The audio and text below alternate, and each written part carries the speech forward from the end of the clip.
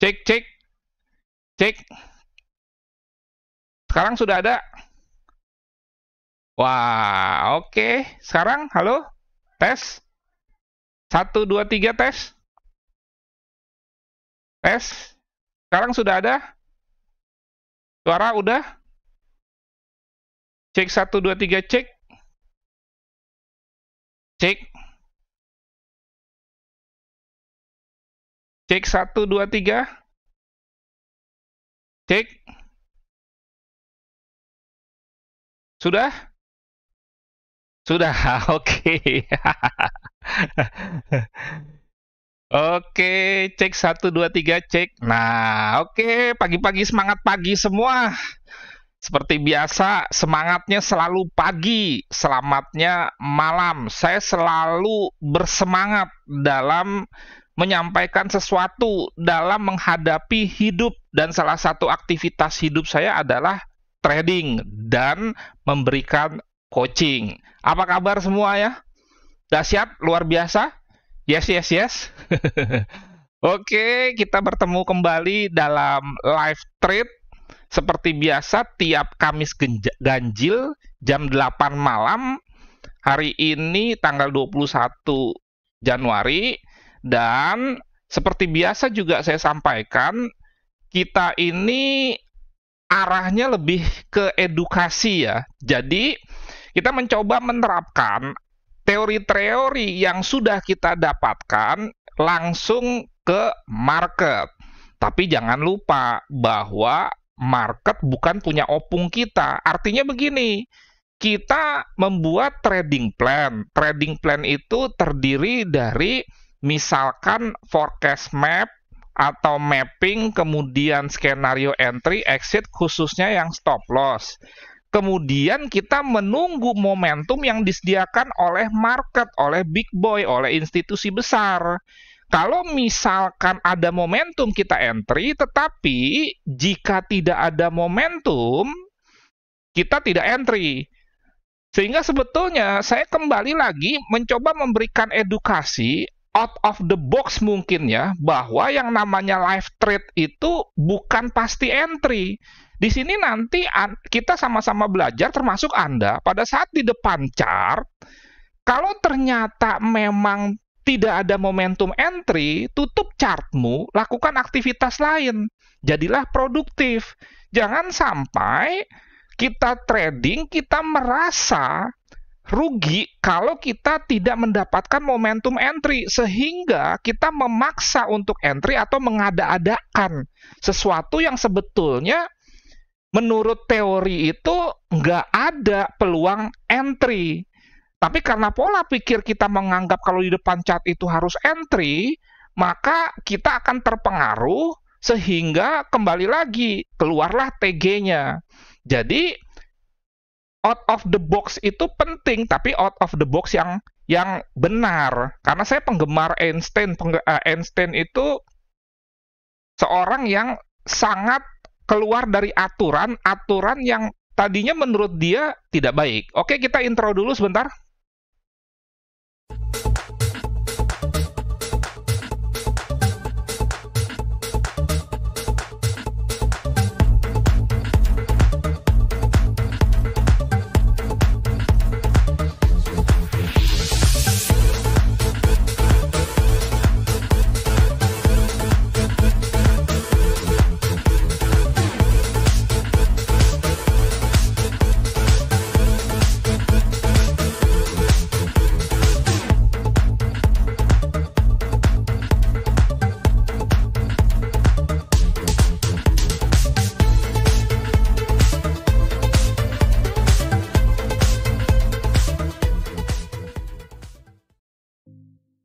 Yes.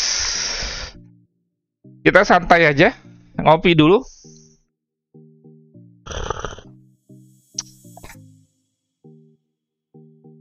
Suara tetap oke ya. Kira-kira kita mau trading apa? Sebagai tambahan informasi dulu, beberapa hal yang perlu saya sampaikan. Yang pertama, pelantikan Biden sudah beres. Artinya Amerika tidak ada perang saudara seperti mungkin dikemukakan oleh banyak orang atau dikhawatirkan oleh banyak orang. Poin pentingnya itu adalah di proses pelantikan dan pidato Biden itu sendiri. Kemudian juga Anda jangan terlalu berharap pidato atau pelantikan Biden langsung memberikan dampak ke market. Karena sebetulnya, dan seperti biasa atau sebelum-sebelumnya, yang saya alami ya, bahwa pelantikan dan pidato pertama seorang presiden itu memang tidak terlalu berdampak. Dan biasanya juga ke depan, pernyataan-pernyataan presiden misalkan Obama, Bill Clinton dulu memang nggak terlalu berdampak. Lebih berdampak pernyataan dari gubernur Bank The Fed umpamanya seperti Powell, Yellen, atau Menteri Keuangannya. Itu yang biasanya. Cuma pada saat Trump menjadi presiden, herannya pernyataan dari Trump ini menggerakkan market. Padahal sebelumnya biasanya presiden ngomong tuh nggak terlalu menggerakkan market. Betul nggak? Anda yang sudah 10 tahun trading tentunya udah mengalami seperti saya. Begitu Trump jadi presiden, saya sudah mengalami pemerintahan Obama dan sebelumnya lagi. Para trader tuh jadi tambah kerjaan memantau statement-statement khususnya Twitter Trump. Karena menggerakkan market bisa membuat emas naik kencang, turun kencang. Betul nggak? Padahal sebelum-sebelumnya enggak. Ini biasanya kalau Anda sudah trading 10 tahun tuh tahu bahwa era sebelum Trump, pernyataan presiden tuh biasa aja. Makanya buat Anda yang trading belum 10 tahun gitu, masih 4 tahun, kan presiden Amerika itu kan 4 tahun sekali. Ya, jangan beranggapan bahwa presiden baru ini akan memberikan dampak jika dia bicara. Enggak terlalu. Nah, tapi coba aja nanti kita lihat ya. Coba aja kita lihat. Jadi intinya sih biasanya market kembali seperti dulu, di mana pernyataan presiden tuh tidak terlalu menggerakkan market sebetulnya. Jadi Amerika aman ya. Selanjutnya bagaimana kira-kira? Ya sudah, kembali lagi ke program Biden, apalagi Menteri Keuangannya itu Janet Yellen ya. Janet Yellen ini kan salah seorang figur yang terkenal di The Fed dulu, dan recovery Amerika itu kan di era pemerintahan Obama, serta gubernur banknya si Yellen ini. Sementara kita juga tahu bahwa Powell ini pro stimulus. Dan buat yang belum tahu, nggak apa-apa saya ulang, bahwa pemberian stimulus tentunya membuat banjir USD di market ya, sehingga itu akan menekan nilai dolar.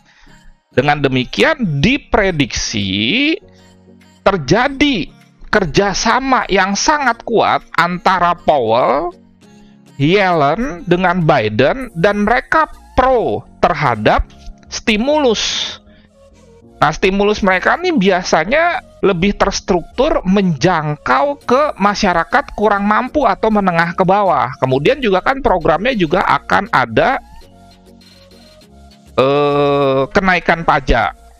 Apakah nanti akan membuat dolar melemah? Nah, ini pertanyaan besar. Karena begini, ingat, di dalam teori ekonomi itu tidak ada yang pasti implementasinya, walaupun sebagian besar bisa terjadi. Kenapa saya katakan begitu? Karena saya coba memberikan semacam pandangan lain ya. Bisa saja market melihat karena Biden kemudian Yellen, Powell ini sebuah the dream team, maka menganggap ekonomi Amerika bagus sehingga dolar banyak kembali ke Amerika. Bisa saja. Alternatif lain saya berikan analisa loh. Dengan demikian bisa saja dolar malah menguat. Bisa. Saya mencoba memberikan paradigma lain supaya kalau misalkan apa yang saya katakan ini yang di luar dari kebiasaan, ternyata terjadi, Anda sudah pernah mendengarkan dari saya. Jadi bisa saja itu. Market kan bisa saja memandang Amerika optimis, sehingga pada balik itu dolar dari seluruh dunia kembali ke Amerika, sehingga dolar sedikit beredar di market, di internasional, membuat dia menguat. Bisa saja seperti itu. Sekali lagi saya ulang, walaupun dasar pemikiran yang biasa, stimulus akan menyebabkan dolar melemah, dan Powell menyatakan berapa kali stimulus akan diberikan terus, serta tidak ada kenaikan suku bunga sampai tahun 2023. Itu tinjauan fundamentalnya. Saya rasa sih cukup ya. Kalau mengenai Eropa, kalau Anda menonton forecast yang saya sampaikan di hari Minggu, ternyata kekhawatiran terhadap krisis politik di Italia akibat dari sengketa soal penggunaan dana bantuan atau hibah dari Uni Eropa kepada Italia itu tidak terjadi. Artinya, pemerintahan yang sekarang kuat, tidak jatuh oleh mosi tidak percaya atau tidak ada pemilu sela yang kalau itu terjadi berpotensi membuat kelompok ultra kanan yang ingin keluar dari Uni Eropa bisa menang, sehingga bisa membuat Italia keluar Eropa, makin babak belur itu euro.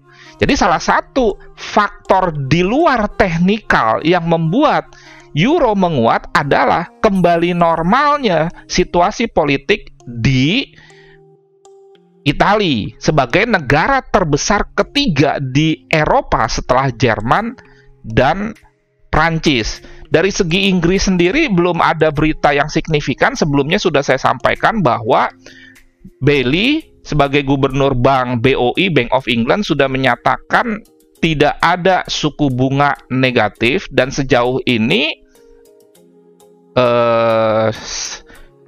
mengenai perundingan Brexit sih setahu saya belum kembali dimulai setelah hasil sebelumnya deal. Bagaimana dengan obligasi? Oke, ini ada pertanyaan bagus. Beminola, apa kabar bro? Bagaimana dengan obligasi US Coast? Ada hubungannya dengan stimulus? Di market review minggu, Anda ingat nggak? Ini market review minggu ya.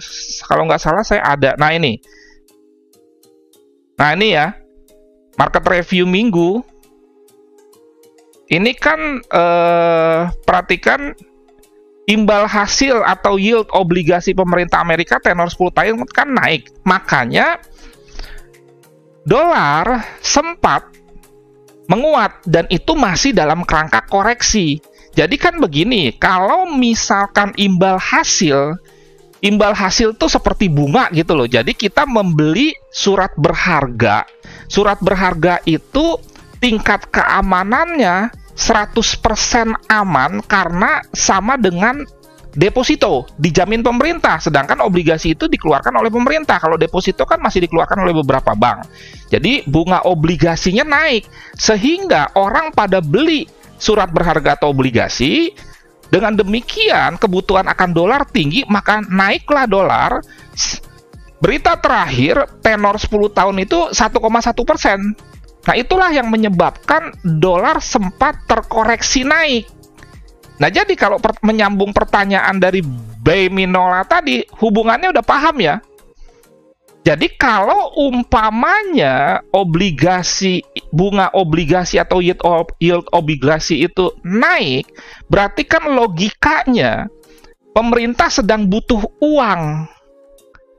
Itu. Nah, pemerintah mengeluarkan obligasi kalau dia butuh uang. Nah, dia mengeluarkan obligasi, dia menjanjikan keuntungan dong kepada masyarakat. Nggak mungkin nggak minta keuntungan masyarakat. Kalau deposito bukan digunakan oleh pemerintah, tapi surat obligasi dengan tenor 1 tahun, 5 tahun, 10 tahun, 20 tahun digunakan untuk memutar roda ekonomi. Tentunya ada bunga. Nah, jadi kalau misalkan obligasi dinaikkan suku bunganya untuk masyarakat, berarti dia butuh uang. Nah, itu akan membuat dolar menguat. Itu kaitannya. Ini sebetulnya teori intermarket. Apa sih hubungan antara mata uang, khususnya misalkan di negara Amerika dolar, dengan komoditi misalkan emas, dengan saham. Dengan saham itu diwakilkan oleh indeks Dow Jones-nya dan mata uang, komoditi emas, obligasi, dan saham. Bisa diterima gitu? Seperti itu kira-kira ya.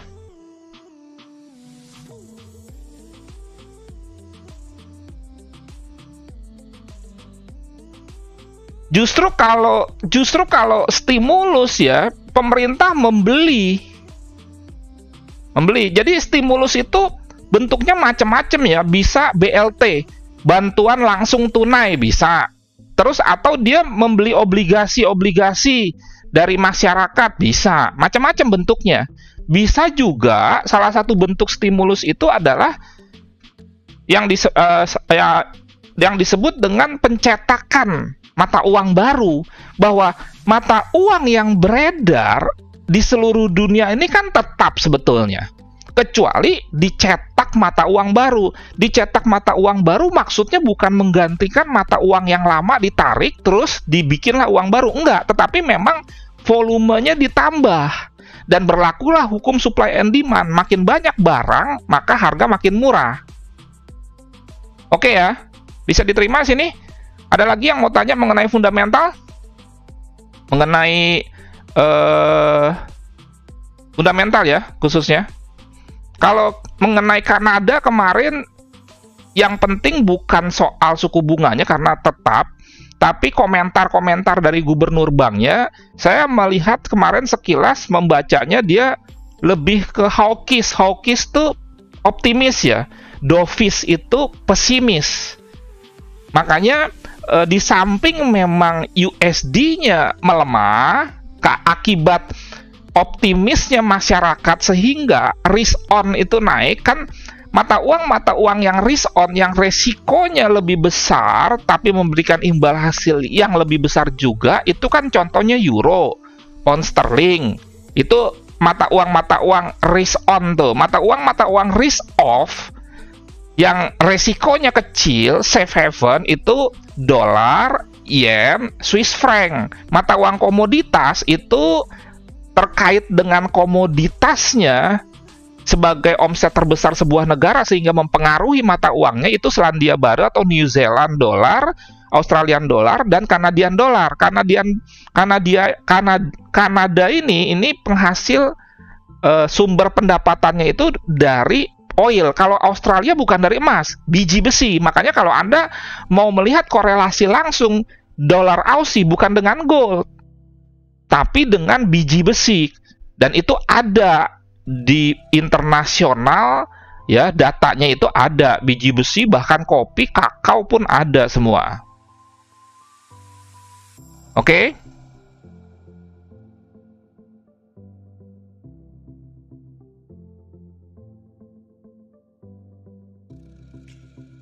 Big Boy pernah loss nggak ya? Ya pernah dong.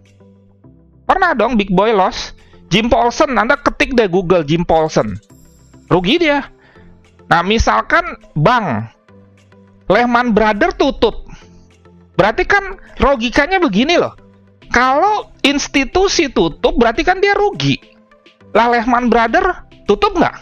Lehman Brothers institusi besar nggak? Terus apakah Citibank tidak pernah rugi? Institusi besar pernah rugi. Bukti, Lehman Brothers tutup. Logikanya kita yang sederhana aja, kenapa sebuah usaha tutup ya rugi? Oke? Itu kalau pertanyaannya apakah institusi besar pernah rugi? Karena kan gini ya, contoh ya, kalau kita melihat komposisi yang menggerakkan market, mereka kan beda-beda tipis tuh. Misalkan ada Deutsche Bank apa. Nah, kalau misalkan Deutsche Bank beli euro, kemudian nggak kompak, Citibank jual euro. Nah, tetapi biasanya nih mereka kompak-kompak aja. Kan Big Boy nggak cuma satu, Big Boy kan ada beberapa. Nah, kalau mereka nggak kompak, penguasaan marketnya cuma selisih 5%, 2% aja antara Citibank, JP Morgan dengan Deutsche Bank, bisa saja itu harga sideways. Bisa saja. Antar big boy nggak kompak. Nah, itu. Oke, kemudian info juga, kalau bisa Anda menonton saya ini berseri, alangkah baiknya Anda sudah nonton mengenai forecast ya. Setiap hari Minggu bisa Anda ikuti forecast dari saya. Ingat, tidak 100% benar karena saya bukan dewa. Tetapi kalau kita mengacu kepada forecast kemarin, saya masih ada nih ya forecast map atau roadmap-nya. Silahkan Anda lihat video sebelumnya di market review kemarin tanggal 18 sampai 22 yang kita live hari Minggu. Ini kan saya katakan gold naik kan, walaupun memang di hari Senin terjadi gap down, tapi kan secara prinsip dia naik. Kita lihat Euro USD kemarin mappingnya ini nih.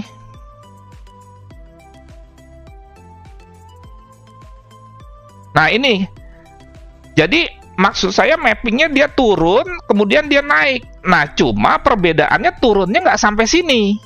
Itu aja, tetapi apa yang saya sampaikan dalam forecast mirip dong.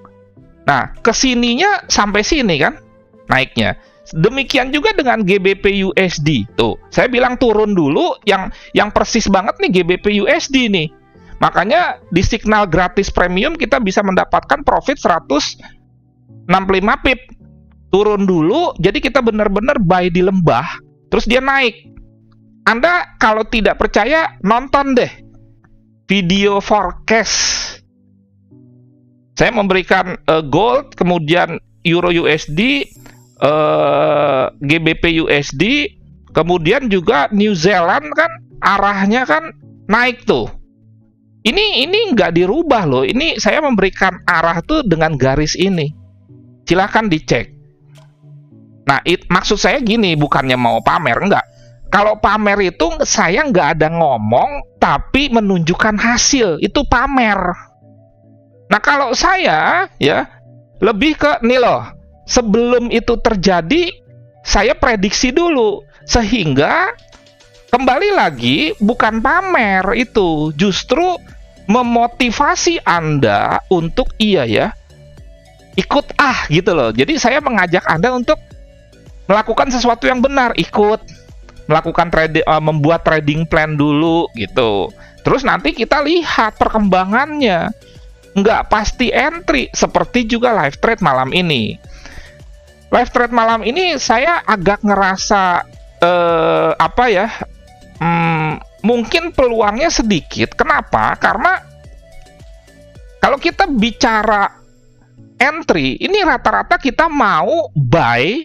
Kalau yang mengandung USD nih, kita rata-rata nih mau nge-buy XXX USD, betul nggak?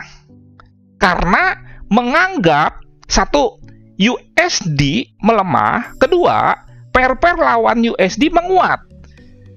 Jadi asumsi kita saat ini kan kita mau buy XXX USD. Oke ya.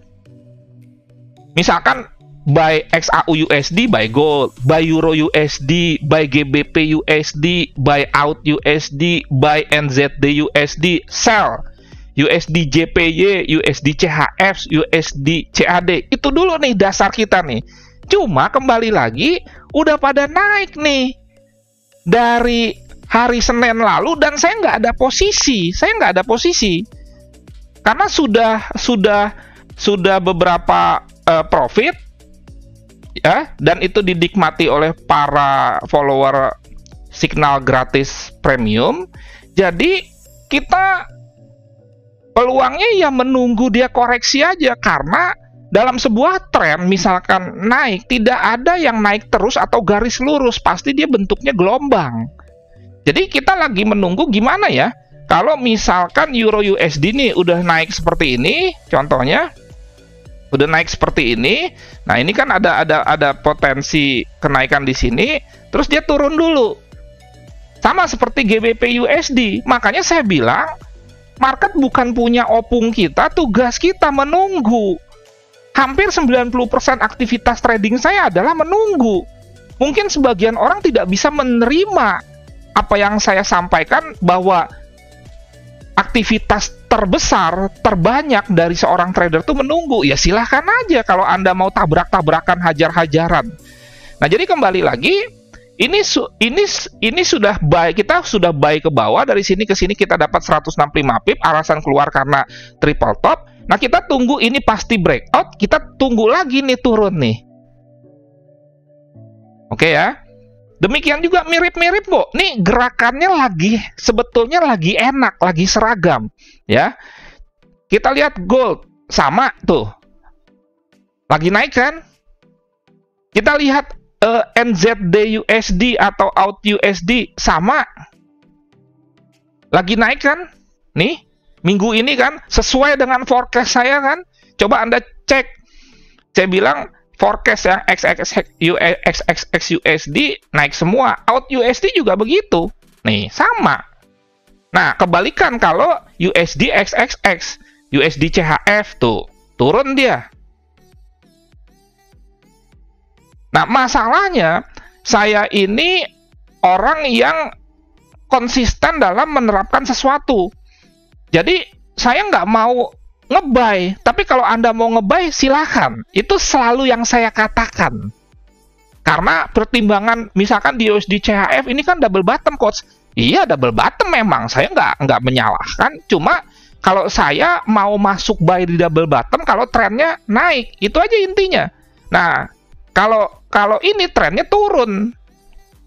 Trennya lihat dari mana? Kalau saya di D1, itu kalau saya. Anda boleh beda, nggak ada masalah. Karena perbedaan itu kan indah. Ya kan? Nggak bisa paksa.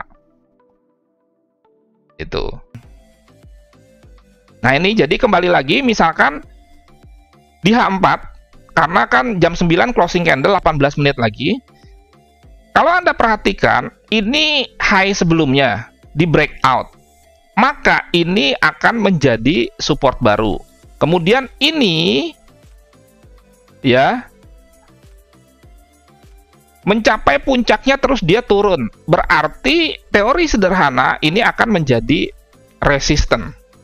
Resisten bisa level, bisa area. Level itu satu harga. Jangan menyatakan resisten itu cuma level. Sementara kalau bukan level itu bukan resisten. Enggak, resisten bisa area. Misalkan Fibonacci antara 61,8 sampai 50%, itu kan dia bisa saja bounce di situ. Berarti dia area. Demikian juga dengan channel. Trendline itu level, tapi channel kan area. Oke? Jadi kembali lagi ke sini. Pada saat dia turun, ya, terus dia ke sini kembali tertahan turun. Di sini kembali tertahan turun. Makanya kemarin buy limit kita di sini, saya letakkan TP-nya di sini. Menunggu sebetulnya setelah kita profit taking, ini di breakout. Nah, berarti ini membentuk new high. Dengan demikian, high sebelumnya ini nih akan menjadi support. Makanya yang sederhana dulu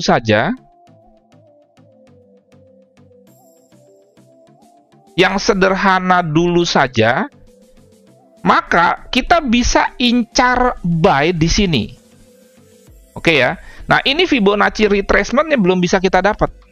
Kenapa? Karena ini belum positif tertinggi dan ini belum positif merah. Kalau nanti ini udah closing candle-nya merah, ini asumsi ya, belum terjadi, maka kita bisa menarik Fibonacci dari sini ke sini. Nah ini yang D1 saya hapus dulu. Nah, koreksinya berarti kita bisa combine satu low sebelumnya ini saya umpetin dulu. Ini kita bikin. Ini kan kalau kuning tuh di weekly.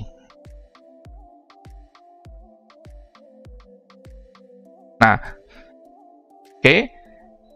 Berarti high ini menjadi support dan di sini ada Fibonacci 23,6. Di sini juga ada EMA 10. Sedikit saya ulang. Moving average yang saya gunakan jenisnya eksponensial. Ada 5. Anda jangan pusing ya, ini cuma EMA doang kok indikatornya. Hanya EMA, tidak ada indikator di atas ya kalau di sini stokastik, di bawah.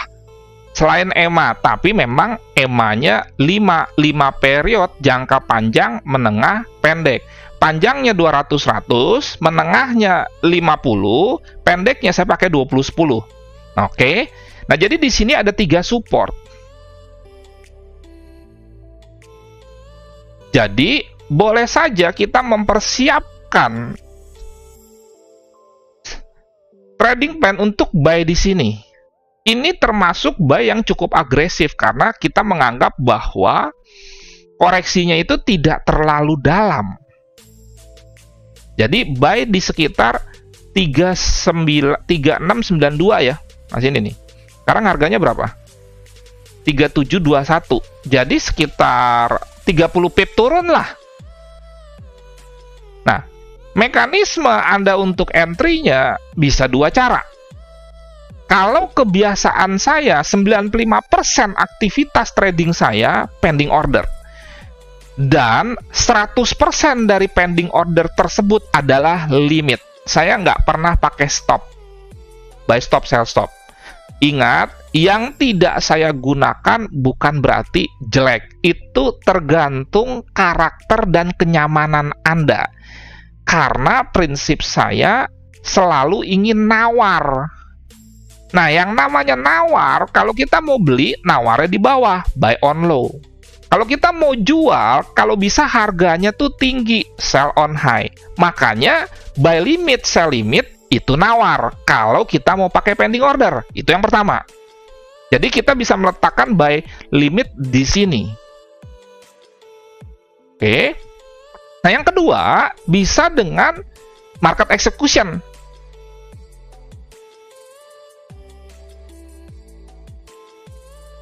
Oke.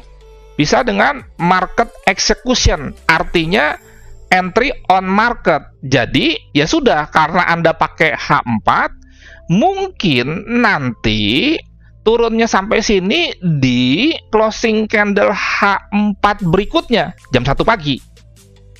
Pertanyaannya, masih trading nggak? Masih bangun nggak?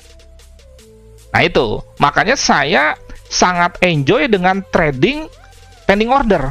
Dan 95% trading saya, dan trading saya itu saya share dalam bentuk signal gratis premium, pending order, jadi lebih santai. Keuntungan yang lain adalah dalam sebuah signal, tidak terjadi perbedaan harga antara provider signal dengan orang yang mengikuti. Karena kalau entry on market kan kadang-kadang terjadi perbedaan. Nah, seperti itu. Nah, jadi kembali lagi, 3690 lah. Di bawah dikit. Area untuk buy menurut saya yang agresif. Ingat, konsep trading kita trading tenang-senang, trading yang aman, nyaman, dan menguntungkan. Ingat, 3 itu harus terjadi ya. Jangan cuma menguntungkan doang, tapi tegang-tegangan. Atau menjadi pribadi yang autis di depan chart terus. Prinsipnya follow the trend by bidding. Mengikuti tren yang nawar. Trennya naik, tunggu dia turun. Kalau trennya turun, tunggu dia naik. Di mana? Di support and resistance. Contohnya, ini tadi. Kan saya sudah terangkat. Contoh yang sederhana. Oke? Jadi di sini. Nah, kalau misalkan buy limit coach, terus dia turun, seturun-turunnya, bagaimana? Ya sudah, simple. Kena stop loss. Makanya kita harus memiliki mindset di dalam metode. Jadi gini, Anda jangan menganggap bahwa mindset itu sebuah bagian yang terpisahkan dan mindset itu hanya ada di mindset. Mindset pun ada di dalam metode. Contoh, apakah Anda ingin selalu mencari metode yang 100% win? Itu mindset. mindset di dalam metode. Nah, kalau saya nggak perlu 100% win, saya cukup 60-70 winning rate-nya. Minimal 1:1 sukses saya. Di signal gratis premium kita, nggak pernah kita loss sejumlah lebih besar dari target profit. Nggak pernah. Rata-rata 50, loss 50, profit minimal 50, atau memang kadang-kadang sebelum kena TP minimal, namanya TPM, ya kita profit taking. Karena kadang-kadang waktu kita dagang kan seperti itu ya. Target kita untung 1 juta, toko udah mau tutup, yang nawar itu memberikan keuntungan terbesar 500.000. Kadang-kadang demi menjaga cash flow kita, ya udah kasihlah. Kadang-kadang seperti itu. Oke? Rata-rata seperti itu. Ngopi dulu sebentar.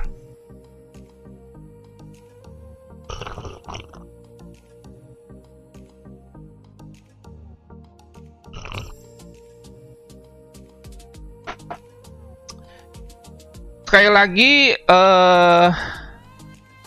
pembicaraan mengenai broker itu menurut saya tidak terlalu efektif dan menjadi tidak produktif atau kontraproduktif ya.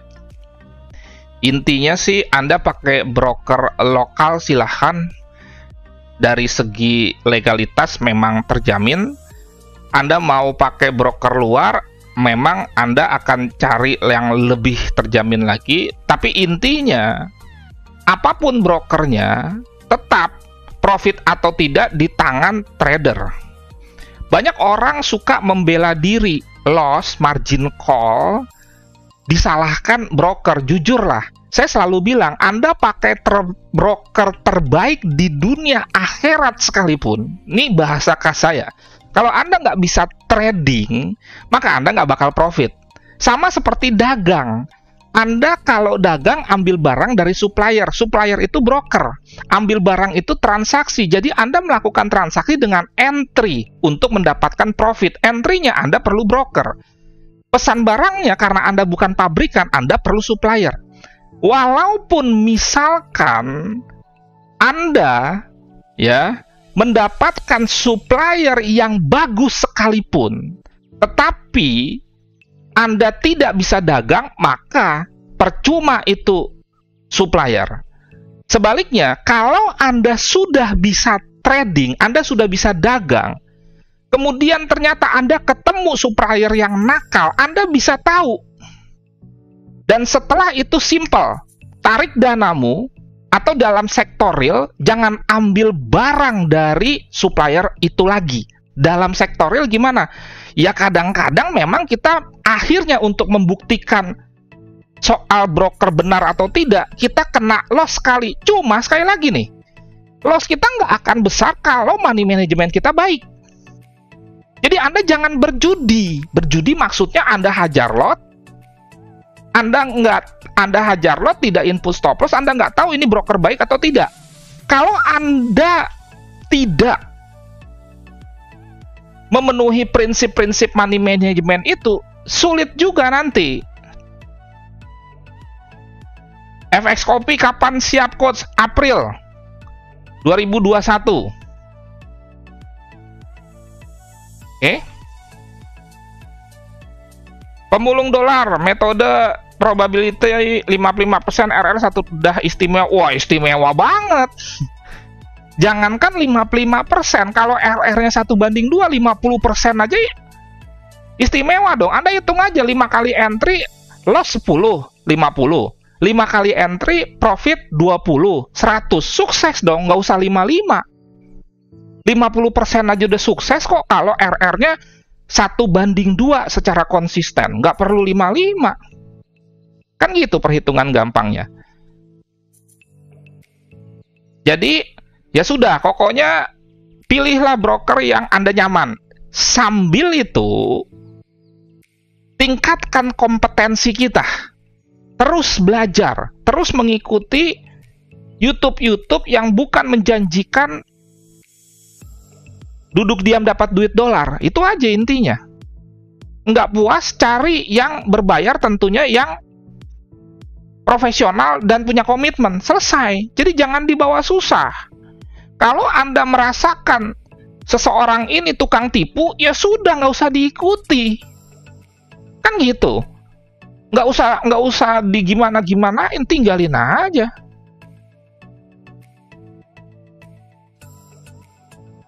Oke ya. Nah, jadi ini kita bisa di sini ya.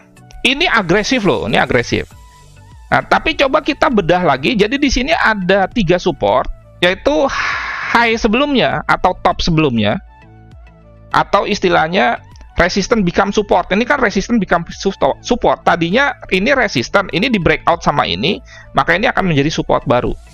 Kemudian ada Fibonacci, ini kayaknya positif deh, bisa kita tarik karena ini kayaknya walaupun belum closing, ini merah deh, jadi udah boleh kita tarik kalau ini candle merah. Tapi kalau ini candle lebih tinggi dari ini, ya kan nggak bisa kita tarik ini, dan kita nggak bisa tarik lagi ke sini.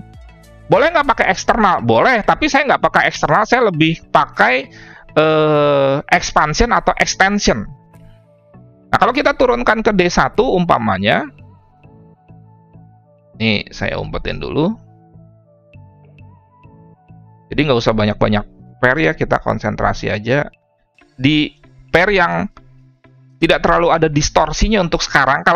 Kalau euro ada dong dalam kaitannya dengan gubernur Bank ECB bicara nih. Tapi kan kalau nggak salah hari ini malam nggak ada berita Inggris ya. Coba dicek deh.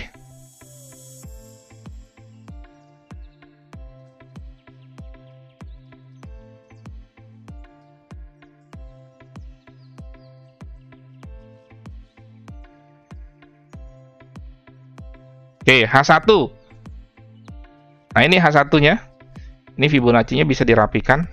Nah, H1-nya sudah bisa ditarik nih. Kalau kita bicara H1 ya, ini kemungkinan naiknya nih masih sangat kencang loh. Ini ke sini, ke sini. Jadi, kalau misalkan kita bicara H1, kita bisa mendapatkan extension-nya atau expansion-nya ini ke sini. Kalau AB sama dengan CD, maka carilah extension-nya 100%. Ini saya bikin hitam dulu nih.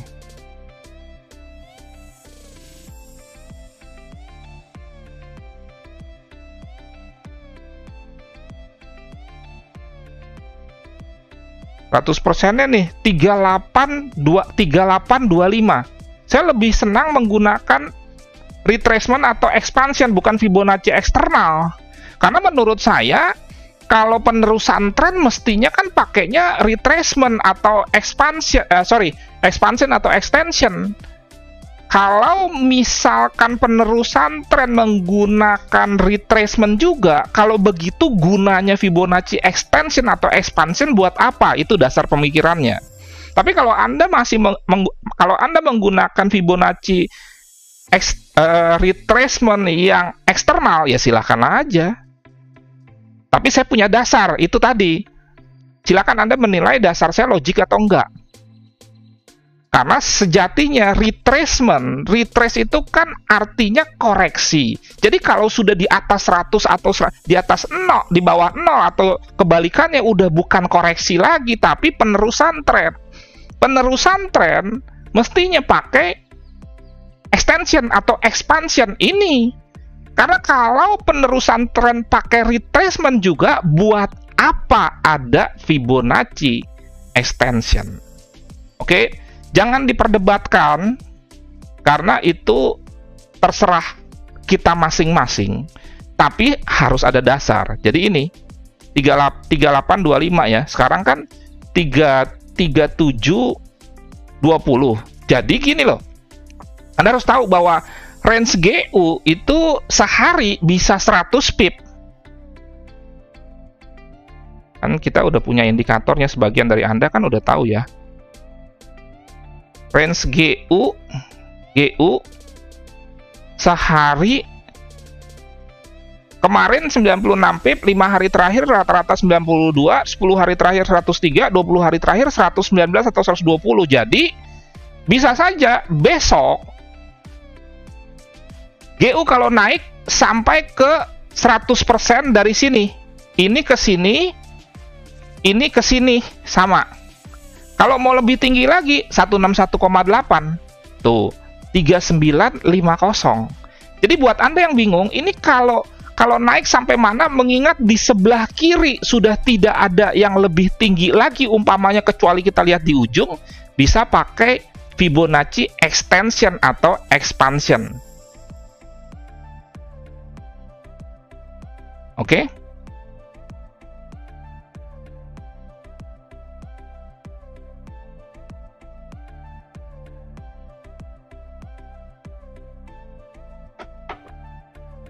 Mentor saya Forex Gold tidak ada.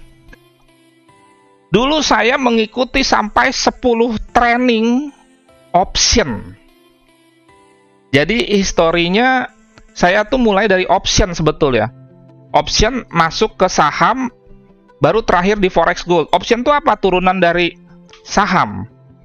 Nah, ini cerita sedikit, saya nggak mau nyebutkan namanya. Mentor saya justru yang menjerumuskan saya.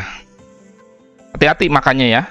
Kalau kita beli notebook 5 juta, notebook rusak, maka kita rugi 5 juta. Tapi kalau kita punya mentor, mentornya rusak, mohon maaf, ruginya bukan biaya coaching doang.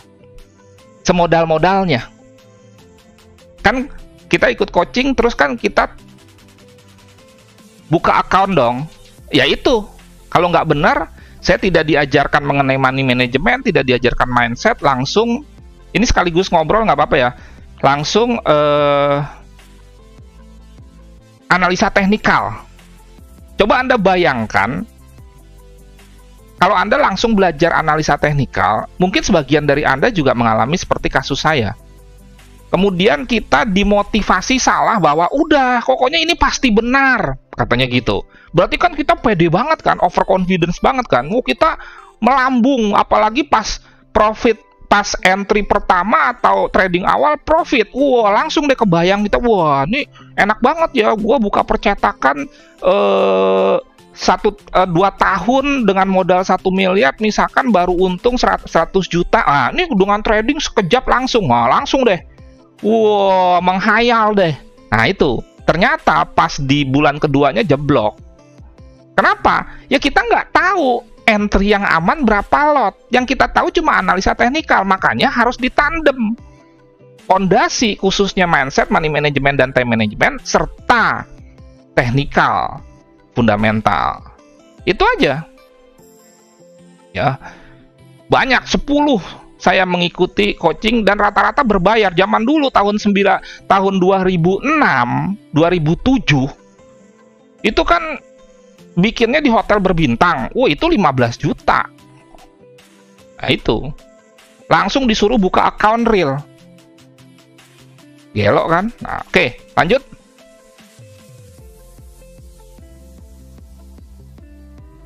Nah, jadi dari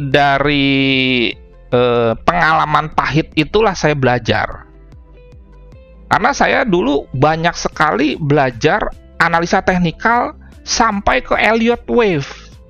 Semua dipelajari, tapi kok hasilnya nggak menggembirakan ya. Jadi konsentrasinya terlalu ke metode, menganggap bahwa bahwa metode itu segalanya dan metode itu seperti dewa yang bisa menyelesaikan. Tadinya ingin cepat kaya, duitnya habis, ingin cepat dana yang hilang kembali. Makin terpuruk. Tuh. Nah itu, ya. Jadi gini loh. Kerugian yang kita alami harus diakui kesalahan terbesar di kita loh. Jadi memang sih ada karena unsur orang lain, tetapi jujurlah itu bukan yang terbesar. Contoh misalkan, ya kenapa kita langsung percaya kepada sesuatu yang kelihatannya tuh gampang banget?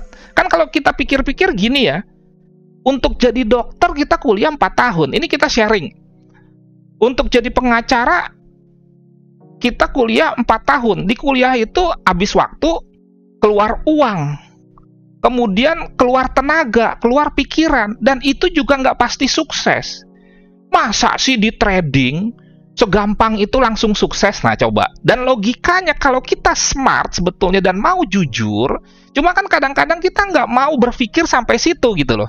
Ah bisa kok, ini bisa kok. Dengan asumsi, itu buktinya padahal dia cuma iklan. Nah makanya saya nggak suka dengan memotivasi orang dengan terlalu ke arah materi. Bukan materi nggak penting, cuma yang jadi masalah orang yang nerimanya itu punya filter nggak? Saya dulu, waduh, BMW apa nggak punya filter, babak belur. Nah ini yang jadi masalah, kasihan. Harusnya punya filter begini. Iya, itu kan dia bisa begitu setelah melalui perjuangan yang panjang. Mestinya kan kita begitu kan. Nah kita yang nggak punya filter, salah kita sebetulnya. Makanya dulu saya bisa keluar dari situasi yang tidak enak setelah saya merilis, setelah saya memaafkan orang lain. Ya udahlah, hitung ongkos belajar, sakit.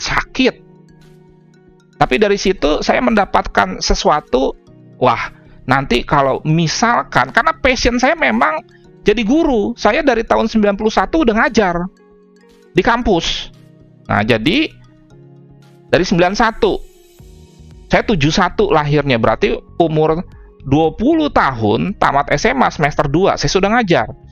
Bapak saya guru dan lain sebagainya. Jadi memang takdirnya guru. 25 November, hari lahir saya, hari guru. Nah, jadi kembali lagi, ya udahlah, saya akhirnya, ya udahlah, udah nggak usah ngeblame lagi, udah nggak usah sakit hati lagi, ya udah, lupakan. Nah, pelan-pelan tuh bisa. Cara melihat pergerakan range yang tidak pakai indikator, cara melihat pergerakan range yang tadi pakai indikator apa, Coach? Ada kok di grup trading tenang senang, ada kan, udah saya share ya. Ada, saya lupa ya, ada ADR, sebetulnya nggak harus itu. ATR ada.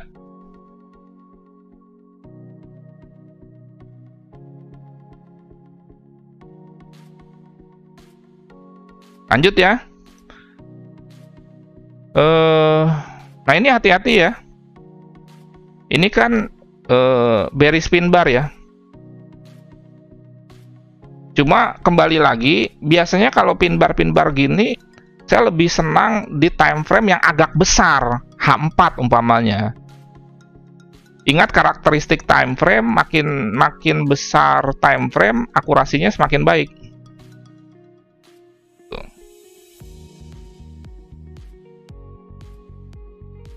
Ada pokoknya indikatornya di grup Telegram Trading Tenang Senang. Ini Anda coba ya, ini aja nih, langsung di grup Trading Tenang Senang, di ini cari di 134 file ini nih, pivot ada. Kemarin ada yang nanyain pivot kan, ada nih, ada pivot misalkan, tuh pivot. Terus tadi apa, ADR nggak ada ya, belum saya share ya, ntar deh saya share deh. Apa level plus namanya ya,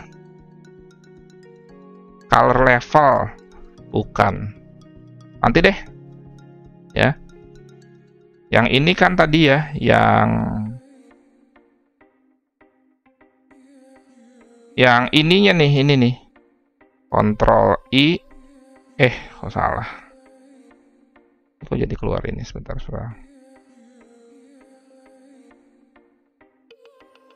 ADR plus, iya namanya ADR plus nih.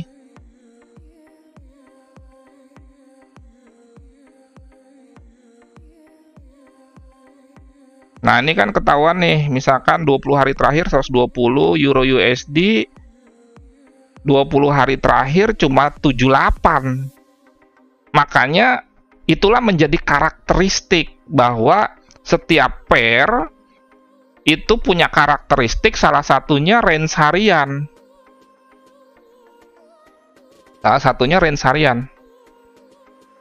Kalau gold 300 pip tuh sehari, 20 hari terakhir ya. Pasti 300 ya? Enggak lagi, orang namanya juga rata-rata. Anda tahu statistik dong. Oh, gold turun tuh. Makanya kalau market lagi naik, ya tenang aja, jangan dikejar. Apalagi ada tekanan pada saat gue depan chart harus entry, nggak enjoy nanti. Oke, cara menentukan SL dan TP yang benar gimana, Coach? Anda nonton playlist. Ini saya buka ya. Ini contohnya misalkan yang sekarang bisa dibuka nggak ya sekarang nih?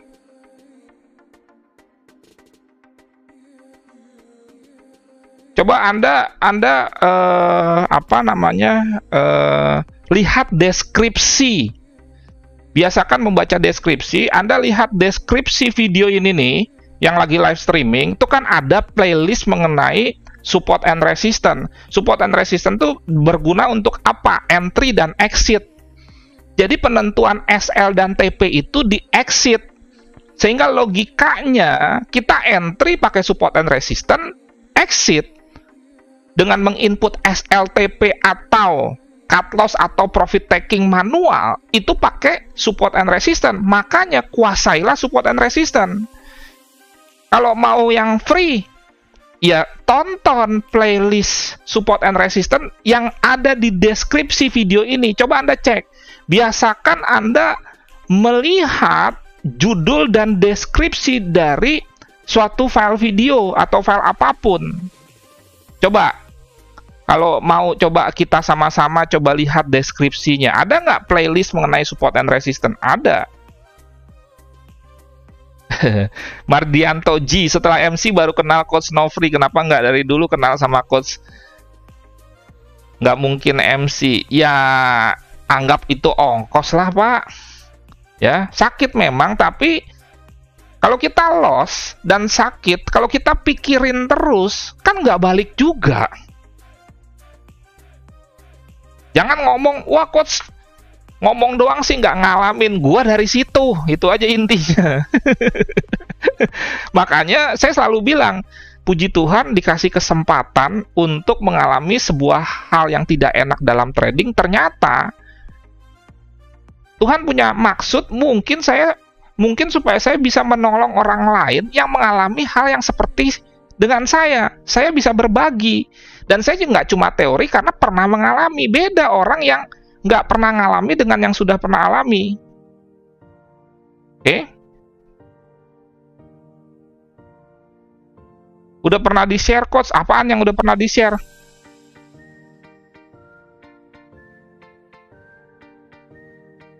Oke ya, kembali lagi tadi ke GU, kita lagi ngincer GU kan.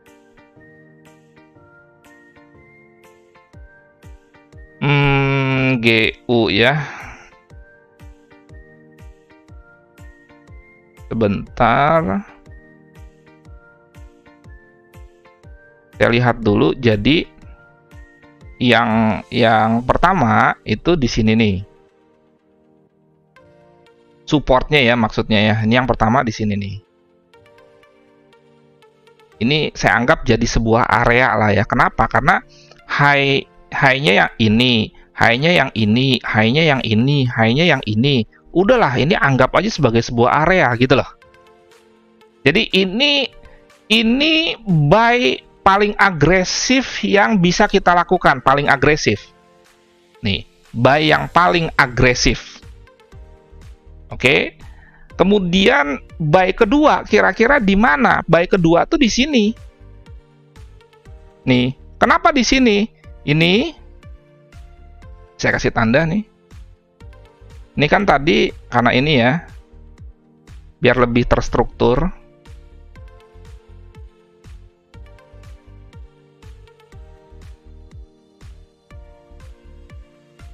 Jadi jangan yang ribet-ribet dulu. Nih, kan ceritanya begitu. Terus satu lagi ini dong nih. Nah, yang konfirmasi dia naik, konfirmasi maksudnya diperkirakan bukan dipastikan dia akan lanjut naik, adalah terjadinya breakout ini nih. Berarti logikanya dia menembus tertinggi atau area tertinggi sebelumnya yang sudah pernah beberapa kali diuji. Makanya perhatikan ya, saya tidak mau terjebak bahwa sebuah support and resistance kuat atau key level adalah sudah pernah diuji beberapa kali atau belum pernah diuji sekalipun atau fresh. Saya nggak mau terjebak itu. Tuh ya. Saya nggak mau. Nah, ini sebagai contoh ya. Oke, ini belum pernah diuji, oke turun. Tapi ini sudah pernah diuji pun dia turun kok. Jadi kan kadang-kadang membuat bingung pemula. Jadi yang benar nih, yang belum pernah diuji atau sudah pernah diuji sih? Ya kadang belum pernah diuji pun dia kuat. Kadang sudah diuji 2-3 kali pun dia kuat. Kan begitu. Jadi kalau saya lebih ke arah key level itu atau support and resistance kuat itu, dan saya sudah sampaikan di belajar trading 15 menit, dan itu ada playlistnya mengenai support and resistance, lebih ke arah kumpulan dari beberapa metode ditemukan support atau resistance di situ-situ juga sehingga dia membentuk area, selesai. Anda nggak setuju? Sekali lagi, saya orangnya silakan nggak setuju. Tapi jangan cuma nggak setuju, keluarkan argumenmu. Karena kadang-kadang kan orang kan cuma bisa nggak setuju doang. Ya.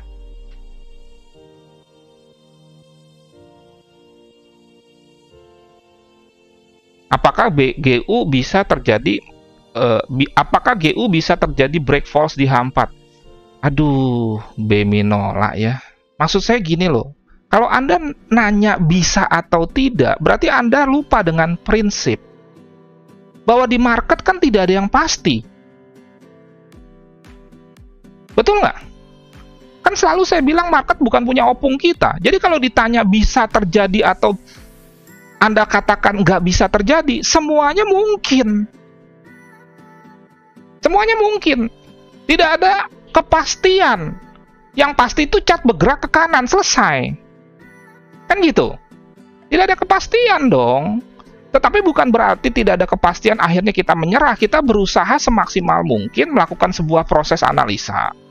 Dan nanti kita uji analisa kita, probability-nya gimana. Kalau 100% itu pasti.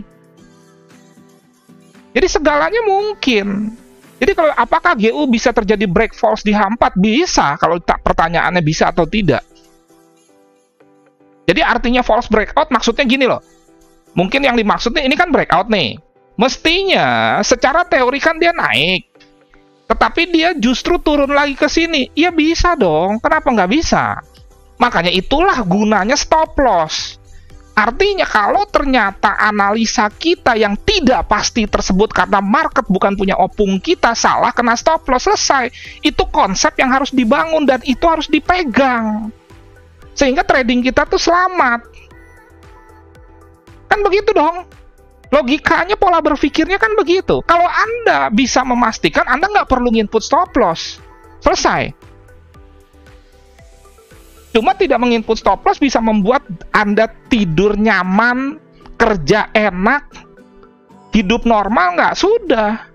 Selesai. Nah itu. Jadi bisa dia breakout ke atas nih, terus dia balik lagi ke sini. Makanya kalau ternyata dia balik lagi ke sini, berarti kan dia kan breakout lagi ke bawah. Apakah dikatakan breakout ke bawah, breakout ke atas ini gagal? Belum tentu. Mungkin dia lagi ngambil ancang-ancang turun untuk naik lebih kencang. Kan begitu kan logikanya kan? Untuk naik lebih kencang. Mungkin kan? Jadi sekali lagi saya ulang, ini bisa nggak dia ini false breakout? Sebetulnya bukan false breakout sebetulnya sih. Jadi mungkin aja dia mengambil ancang-ancang untuk turun lebih kencang. Intinya begitu. Ini contoh ya di sini nih. Ini saya kasih contoh deh ya. Misalkan waktu di sini nih. Nih contohnya di sini ya. Ini di breakout, dia naik dulu terus dia turun tuh. Itulah kita gunanya nawar. Jadi bisa saja dia misalkan ke sini dulu kan gitu. Terus akhirnya dia naik. Nah, pertanyaan saya, kalau dia ke sini dulu, apakah ini dikatakan sebuah false breakout? False break? Belum tentu. Makanya itulah juga pentingnya tren. Ya kan? Karena trennya naik, kita nggak ngelawan tren. Jadi naik tuh, ya. Tapi nggak apa-apa ya, pokoknya intinya gini loh, saya kan sudah memberikan jalan kepada Anda. Anda misalkan dari tadi Anda sudah buy GU, paling tidak saya sudah menginspirasi Anda itu loh. Kadang-kadang saya ngomong nih, kan gini, kita ngajar dengan trading tuh perlu konsentrasi. Kadang-kadang saya ngomong-ngomong, saya malah nggak entry. Tapi kan Anda bisa entry.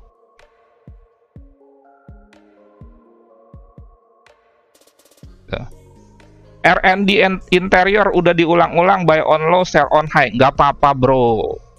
Bro baru mengalami sekali begitu, mengulang-ulang. Gimana saya yang udah 100 kali?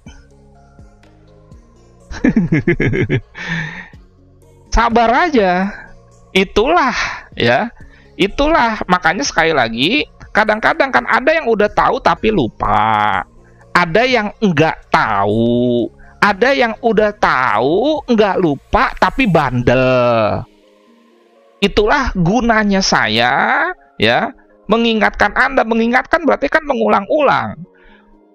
Bro R&D interior mungkin berulang-ulangnya baru sekali 2 kali. Saya udah ratusan kali. Ya saya nggak bosan-bosan. Kenapa? Karena memang saya ingin supaya Anda itu berhasil. Nggak apa-apa. Makanya sekali lagi, ya jangan bosan kalau saya ingat-ingatkan terus. Karena itu yang terjadi. Lu bisa tidak tahu, bisa lupa, bisa sudah tahu dan tidak lupa, tapi bandel. Itu aja kok 3. Lanjut ya.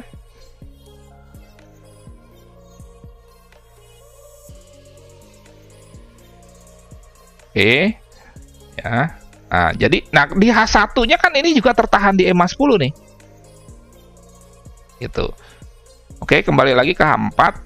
Jadi bisa saja nanti skenarionya seperti ini nih yang terjadi nih. Dia benar breakout, tetapi dia kembali turun lagi untuk ambil ancang-ancang naik lebih kencang. Ya.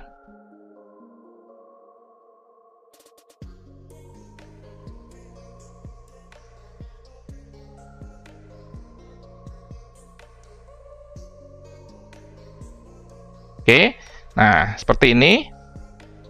Nah sekarang kita lihat ya, kita tadi kan pokoknya kan kita udah boleh masuk agresif buy di area ini.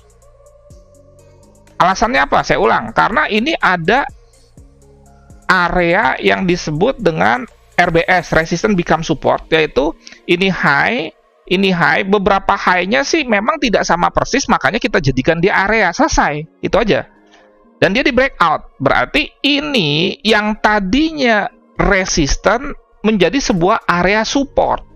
Udah buy di sini. Dan ini kan sudah closing kan? Ya. Jadi sebetulnya tadi sudah bisa buy di sini. Stop loss-nya kira-kira ya misalkan supportnya misalkan yang terdekatnya ini. Ini saya hapus dulu ya supaya nanti nggak bingung.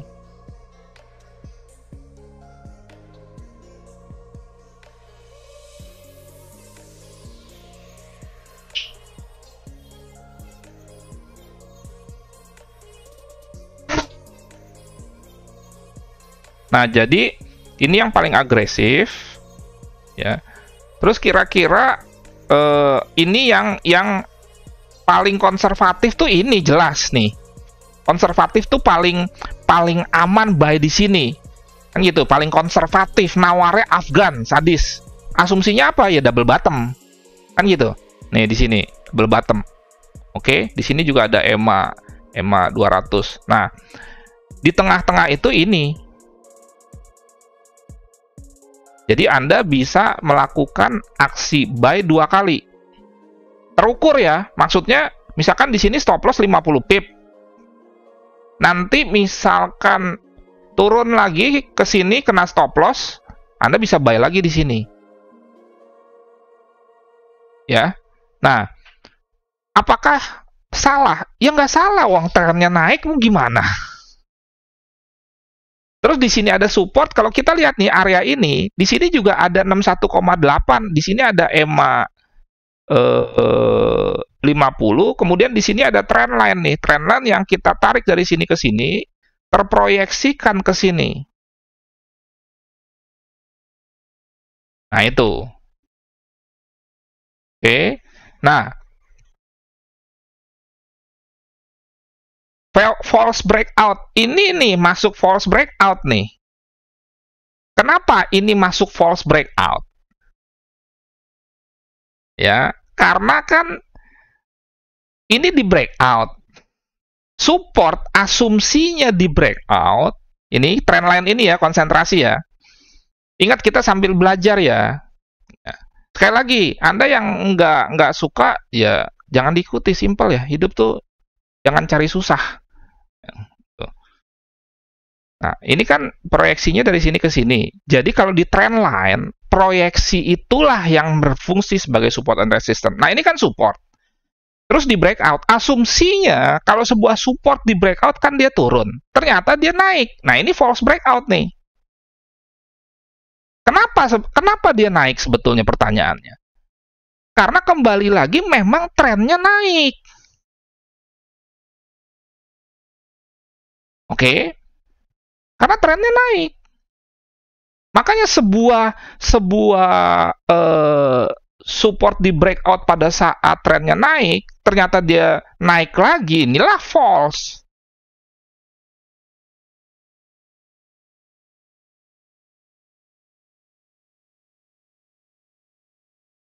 Oke?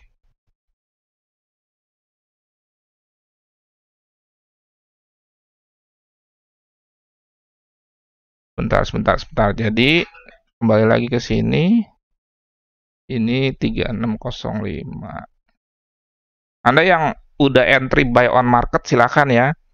Saya coba buy limit deh. Saya coba buy limit. Berharap dia turun dulu. Ya. Jadi kalau dia turun, bentar.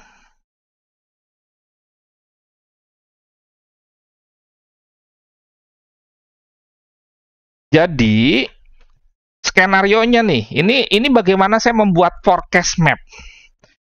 Saya melihat bahwa ada kemungkinan dia koreksi dulu.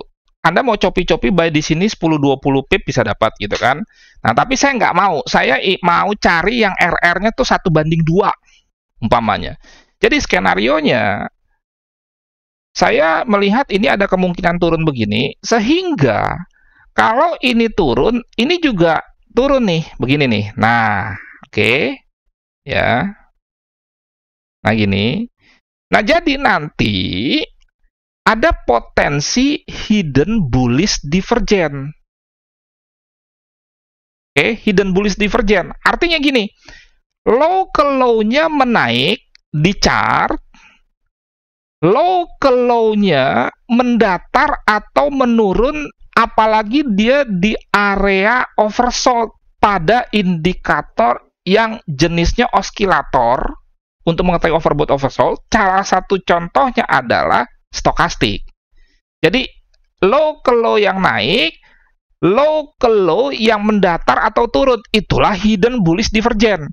Videonya ada nggak? Ada. Anda masuk playlist metode, itu ada di situ. Oke?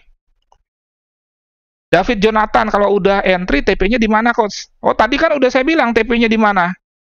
Nih, kalau Anda mau mempertimbangkan bahwa A ke B sama dengan C ke D, artinya Anda mau menghitung kenaikan ini, itu akan di mapping sama dengan kenaikan ini setelah dia melakukan koreksi, itu dia ke 100% dari Fibonacci. expansion atau extension 100%-nya itu 3825. Tapi belum tentu sampai sini ya, tapi potensi itu ada 3825 nih.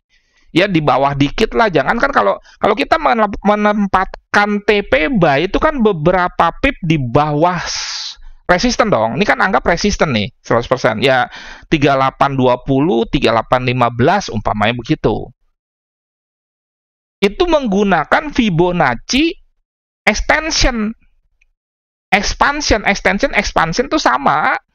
Sehingga asumsi kita akan terbentuk pola AB sama dengan CD. Ini A, ini B, ini C, ini D gitu loh. Jelas ya, David, Jonathan, dan yang lain yang sudah entry?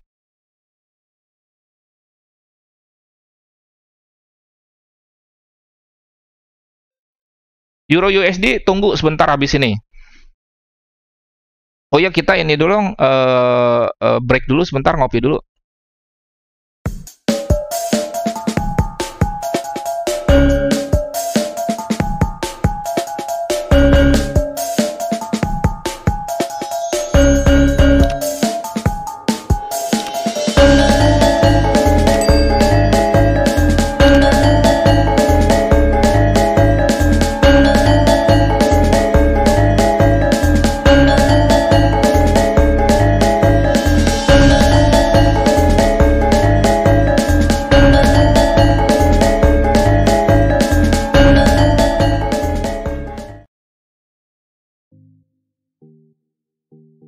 Oke,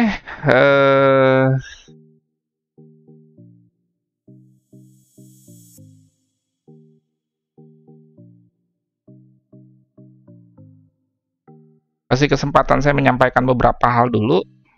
Yang pertama, yuk kita budayakan menonton sampai selesai ya. Jangan sepotong-sepotong ya. Kemudian membaca deskripsi deskripsi dari sebuah video supaya kita tahu sebelum memberikan komentar. Saya mengajak menjadi pribadi-pribadi yang semakin baik karena itu juga berguna untuk trading kita. Kemudian juga kalau Anda berkenan, tolong jika Anda merasa bahwa video ini bermanfaat, Anda share. Mungkin nggak usah ke grup-grup orang lain, share aja di wall atau beranda Facebook Anda atau Instagram Anda, cukup. Saya nggak minta juga untuk diposting ke grup-grup lain sehingga Anda diban sama orang lain, enggak gitu loh ya. Ya di Facebook Anda aja sendiri atau Instagram Anda atau LinkedIn. Anda kalau misalkan bergerak di bidang profesional, mencari peluang karir, Anda boleh punya account di LinkedIn tuh, bagus tuh ya, LinkedIn ya. Nah jadi jangan sampai manfaat yang Anda dapatkan sebatas di Anda aja, bagikan kepada yang lain. Bukan karena saya ya, enggak, tapi karena saya punya beban positif. Jangan sampai orang mengalami seperti saya, nggak ngerti apa-apa, trading babak belur, akhirnya nyarain tradingnya, nyarain brokernya, nyarain mentornya, padahal semua sebetulnya salah saya yang terbesar, walaupun ada kontribusi salah mereka.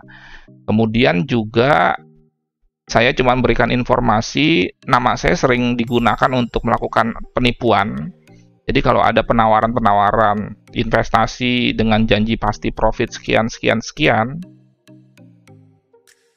itu bukan saya. Di Telegram ID saya dipalsukan dengan Nofri_Subman, padahal Nofri Subman, karena nama lengkap saya Nofri Subman Simanjuntak.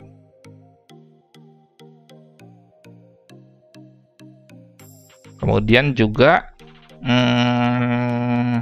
grup Telegram kita tuh trading tenang senang, palsunya trading tenang senang ada G di belakangnya. Kemudian kalau Anda mau tahu program-program YouTube saya, ini ada setiap hari Minggu, itu review dan forecast market seminggu ke depan jam 8. Saya usahakan live. Kemudian tiap hari Senin itu ada sersan sukses.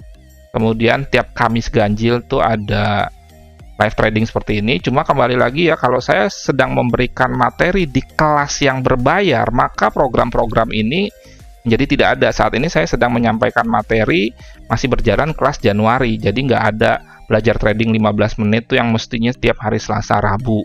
Itu karena saya lagi menyampaikan materi. Ini mungkin Anda bisa ikuti, tapi yang jelas rekamannya ada. Selanjutnya juga program ke depan ini akan ada edukasi seperti ini, ya. Sebentar.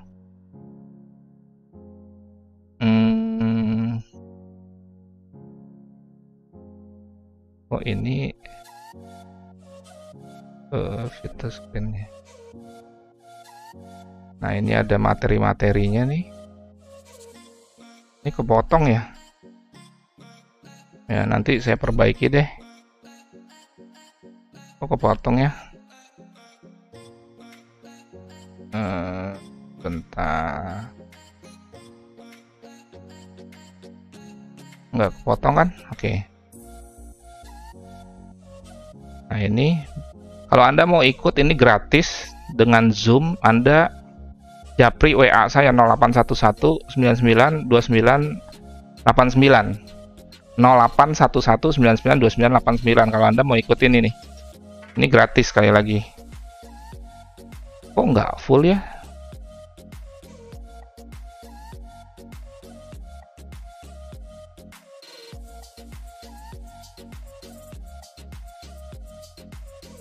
Oke, lanjut.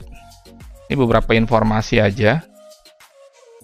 Kalau Anda mau ikut coaching Februari nanti ada ya. Januari sudah sesi ke-6, artinya sudah jalan. Februari tinggal 3 seat. Satu kelas 20 orang. Online dengan Zoom. Bebas riset. Dukungan seumur hidup. Dukungan seumur hidup itu maksudnya apa sih? Diajarin seumur hidup sampai ngerti. Ya, nanti Anda tergabung dalam sebuah komunitas.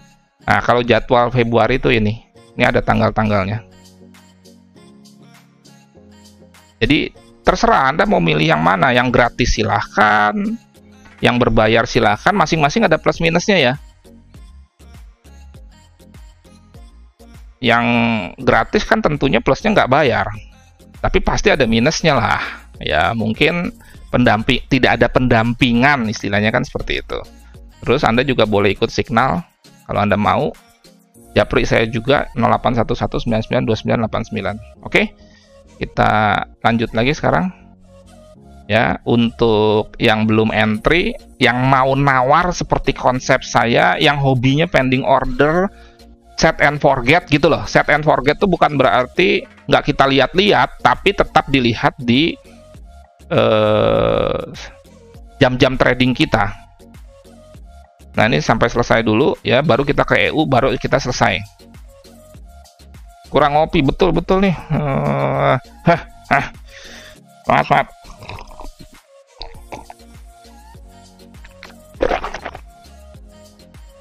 Oke. Lanjut. Nah, jadi saya lebih mengincar di sini nih, buy limitnya 36, mungkin dapatnya besok, nggak hari ini. Jadi saya coba di tengah-tengah ini aja nih. Ini gabungan 61,8, gabungan trendline, kemudian juga gabungan EMA 50 ya, 3631. Jadi saya biasanya kalau entry itu dua posisi. Yang pertama SLTP-nya tuh 1:1, yang kedua 1:, sesuai dengan support and resistance. Nah, coba kita lihat. Kemana tuh? Layar saya kok nggak di sini? Ini extend ya, kadang-kadang layarnya. Saya kalau trading pakai monitor yang di belakang. Terus kalau kasih live streaming pakai ini. Oke. 3630. Komennya saya biasanya ketik di mana saya pesan harga. Itu tips saja supaya nanti kita bisa membandingkan bener nggak sih dapat harganya tuh sesuai dengan yang kita ingin. Oke, copy. Pending order, buy limit, 3630. Stop loss 50 pip 1.3580. Ini tolong yang mengikuti signal premium diikuti ya. Terus Suparman Sapar, oke, thank you Mas Bro. Dukung dengan silence, nggak apa-apa. Nah, TP-nya tadi 131, bentar ya, lupa saya. 3630, stop loss-nya 3580, oke. Oke ya. Ini kan TP-nya kan minimal di sini nih. 3820.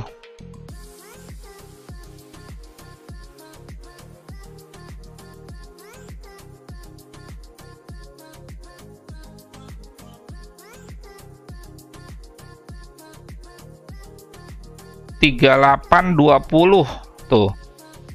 Hampir 200 pip ya.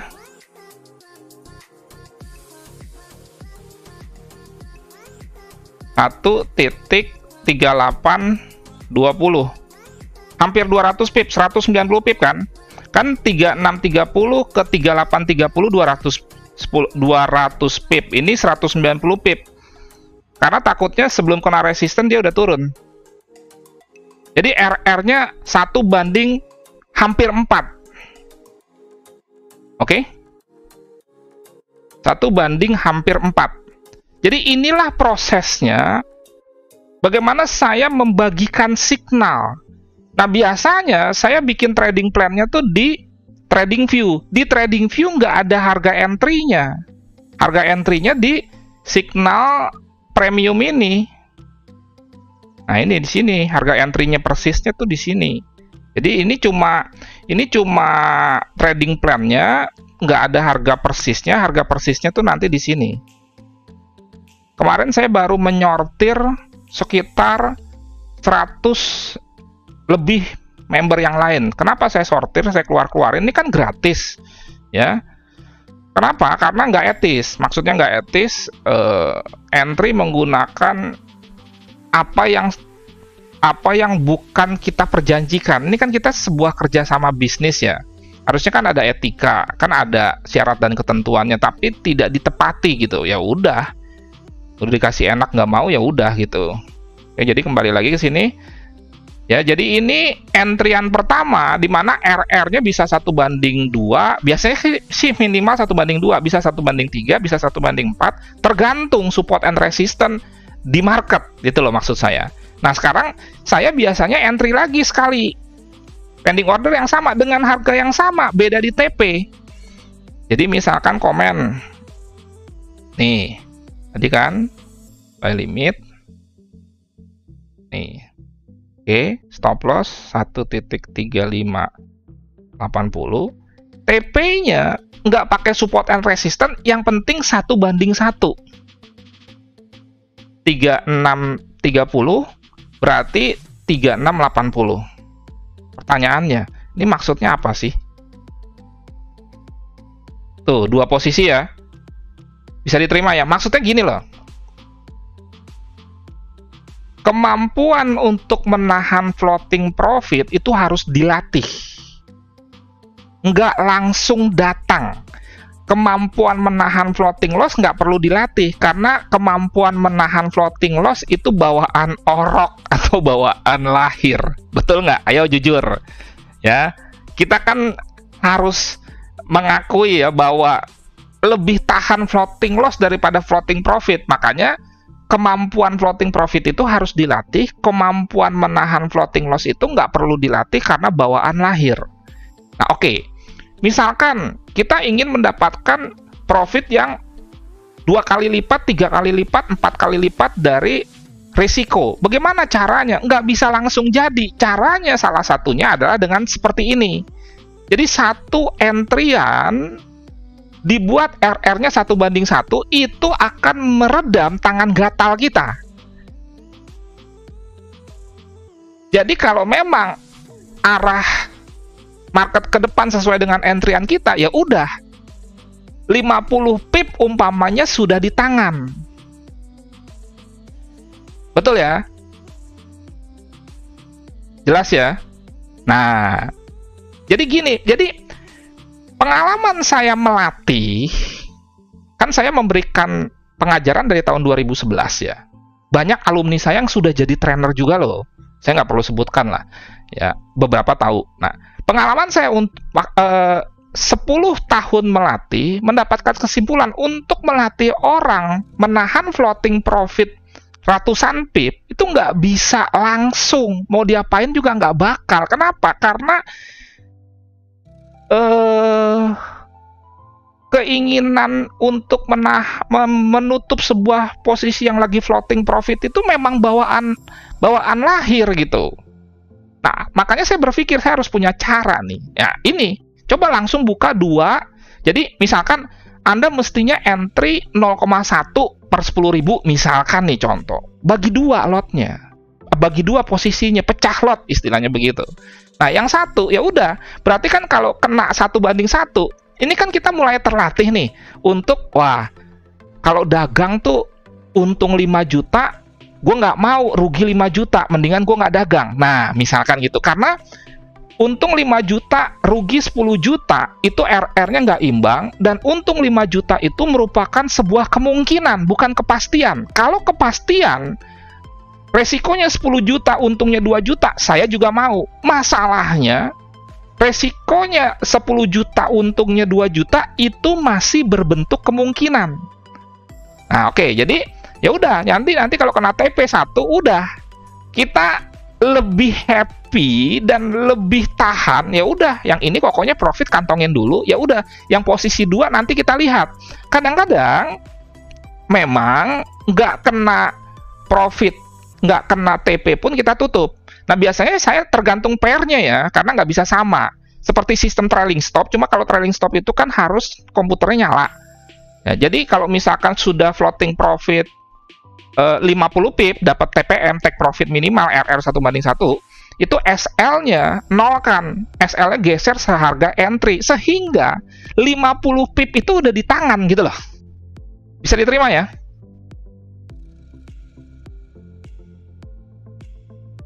$50 pipnya udah di tangan. Nanti kalau misalkan di GU nih, kalau dia sudah floating profit 100 pip di posisi 2, biasanya saya suruh geser SL-nya jadi SL plus 50. Ada buy. Oke. Ntar kalau 150, geser SL plus 100. Kadang-kadang kalau kita lihat potensi naiknya kencang, kita rubah TP-nya lebih besar lagi loh. Dan itu bukan serakah. Bisa saja. Ya, naikkan TP, edit TP, tapi SL-nya juga dinaikkan. Nah, itu cara melatih orang gimana supaya bisa menahan floating profit. Tapi rasional, tetap sebagian kantongin untungnya, jangan benar-benar hilang. Karena kan nanti ada jawaban begini, coach, saya tahan coach, tetapi begitu saya tahan dia malah balik, saya nggak dapat apa-apa. Nah, makanya ini caranya. Oke, terakhir soal Euro USD. Jadi jelas ya, ini ya metodenya ya. Dan selalu disertai dengan, silakan Anda tanya ke member yang selalu disertai dengan trading plan. Jadi ini trading plan-nya, nanti dia ke sini ya. Trading ini jangan karena ini nggak saya hapus ya, nanti jangan bingung karena nanti ini bukti saya kalau live streaming sebelumnya trading plan-nya begini gitu loh. Nah, jadi kira-kira rencananya begini. Sekali lagi tidak ada jaminan pasti profit ya, nggak ada. Tapi kita berusaha dengan pengetahuan dan pengalaman yang kita miliki. Jadi begini. Gitu loh. Forecast map-nya lah ceritanya. Ya, dan ini tidak bisa persis waktu ya. Pak gambarnya juga nggak persis gitu, Bu. Ya. Oke. Bisa ditangkap ya idenya. Oke, saya rasa sih udah sekian dulu ya. Kayaknya nanti Euro USD saya bagikan di trading plan aja deh. Karena ini sudah 1 jam 45 menit, nanti saya nggak bisa mengisi aktivitas lain. Nah, ini apa namanya trading view saya, Nofri Simanjuntak. Ini Anda klik aja Nofri Simanjuntak yang Indonesia ya, bukan yang English. Ya, lumayan lah pengikutnya 1510. Anda follow aja, nanti coba saya share deh. Ini juga akan saya buat trading plan-nya di TradingView untuk GBP USD ya. Ingat, tidak semuanya benar, tapi kalaupun salah belum tentu entry. Jadi kalau di sini plan salah, ya kan entry-nya pending order, bisa belum kejemput.